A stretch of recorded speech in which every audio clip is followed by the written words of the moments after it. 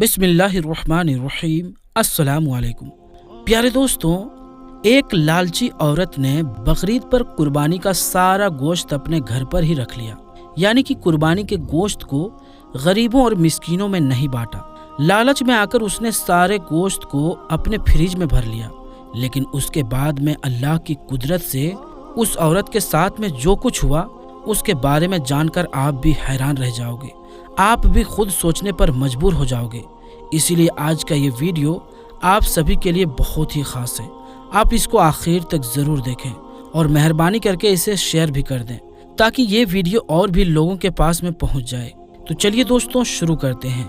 बकरीद के दिन की सुबह हो चुकी थी, सूरज भी निकल चुका था।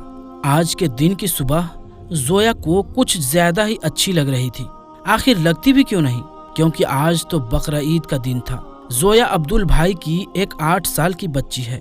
जोया के अब्बू जैसे ईद उल अजहा की नमाज पढ़कर वापस अपने घर आए तो जोया खुश होते हुए अपने अब्बू से पूछने लगी, अब्बू जान, आज तो बकरीद का दिन है, आज तो हमारे घर पर गोश्त आएगा ना? या फिर पिछले साल की तरह इस बार भी हमारे घर पर कोई भी गोश्त देने के लिए नहीं आएगा?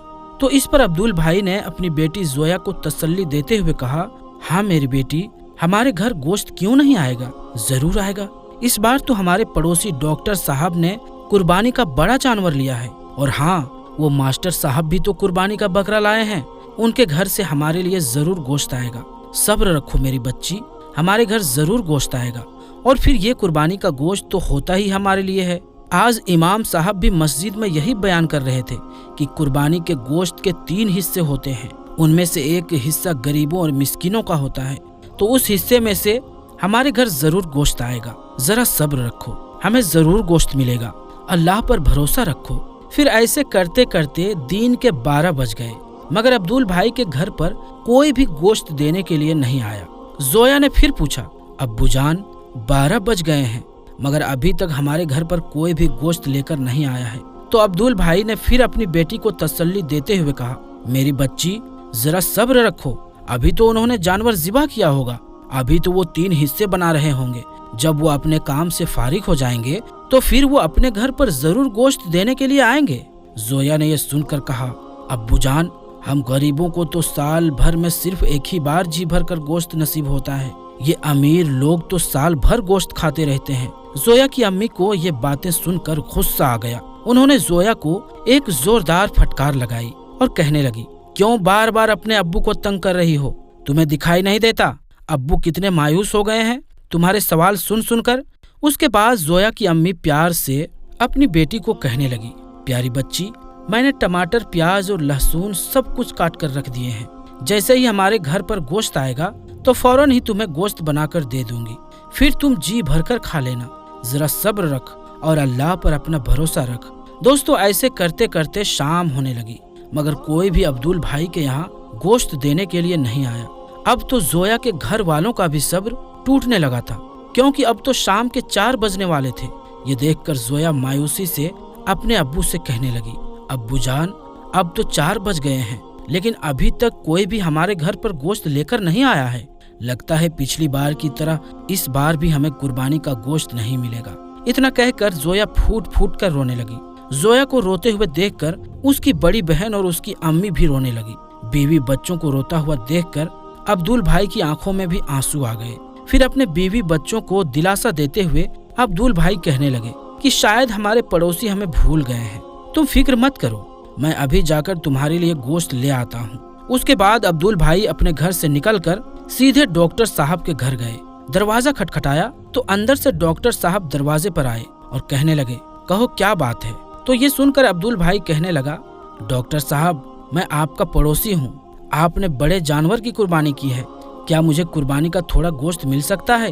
तो ये सुनकर डॉक्टर साहब मन ही मन बहुत नाराज हुए।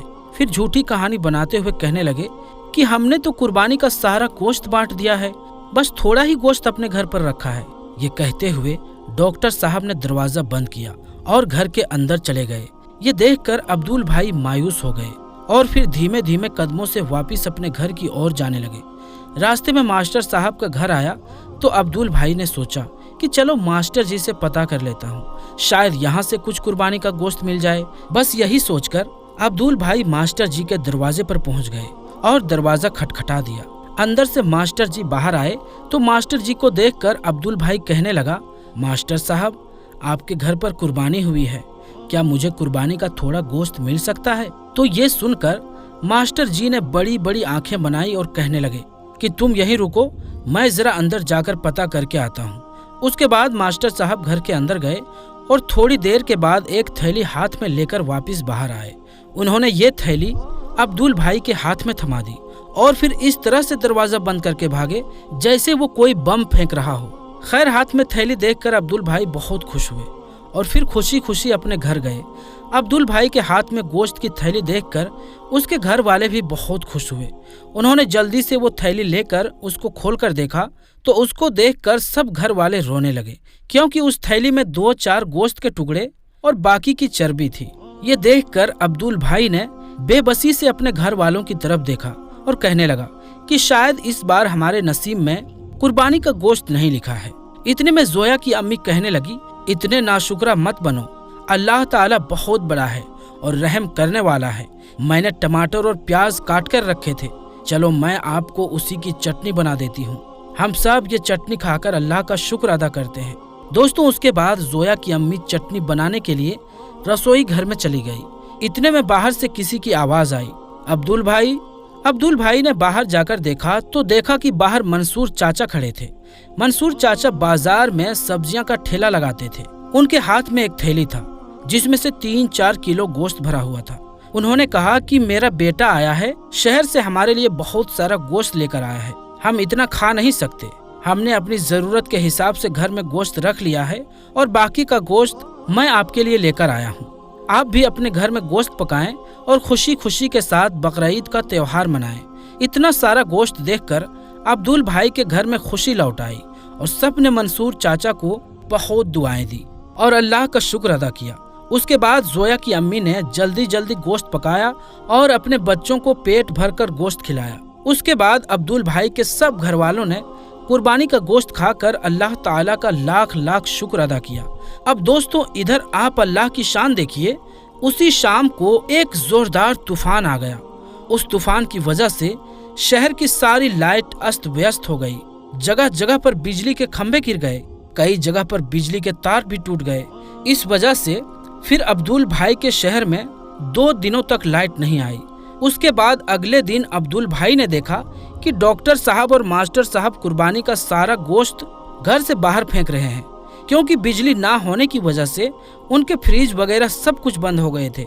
इस वजह से उनका रखा हुआ सारा गोश्त खराब हो चुका था। अब कुत्ते उस गोश्त पर झपट्टा मार रहे थे। ये देखकर जोया ने कहा, अब्बू जान, क्या कुर्बानी का गोश्त कुत्तों के खाने के लिए भी होता है? तो ये सुनकर डॉक्टर साहब और मास्टर साहब की आंखें शर्म से झुक गई।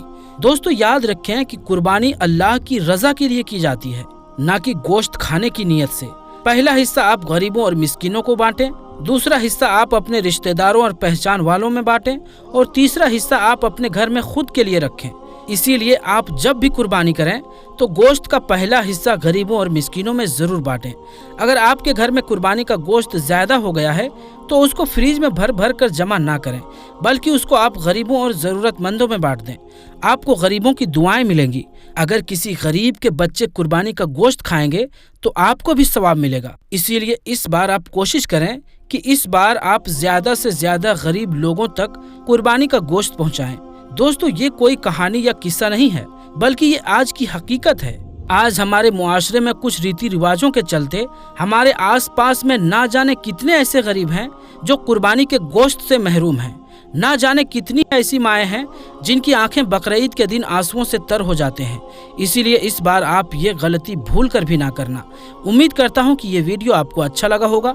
पसंद आया हो तो इसे दिल से एक लाइक करें और मेहरबानी करके इसे शेयर भी कर दें। तो दोस्तों, मिलते हैं अगली वीडियो में।